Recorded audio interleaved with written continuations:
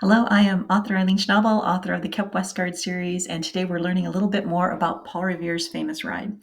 So, where we left off, the British General Gage has a plot. He is going to send troops to Concord to confiscate the rebels' weapons.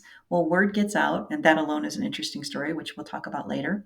But basically, you're Paul Revere, and with some other people, you found out Gage's plan. So, what you want to do is warn the countryside. The problem is General Gage knows full well that there are rebels who are going to want to warn the countryside. So he puts Boston on lockdown. So there's only two ways out of Boston at the time. There's not those fabulous bridges. I got to go to Boston in August and loved it. But there's no bridges. There's a narrow strip of land out, so you could go by land, or you could go by sea, which is across the Charles River. He doesn't want people doing either, so he has got guards on a roadblock basically on the narrow strip of land. And to stop anyone from going by water, he has a warship called the Somerset.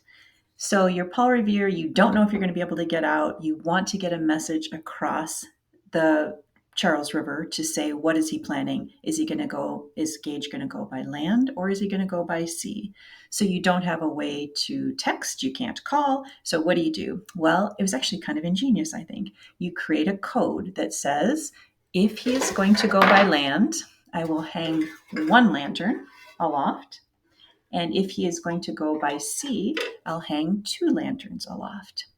Well, obviously, when you say aloft, this message has to get all the way across the Charles River, so it needs to go a long distance, and you need to be in a tall place.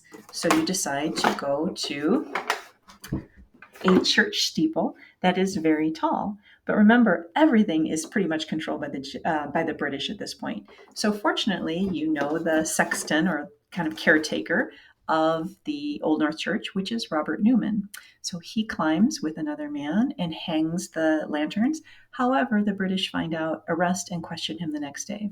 What happens next? You can either read One If by Land, Two If by Submarine, or you can watch my next video.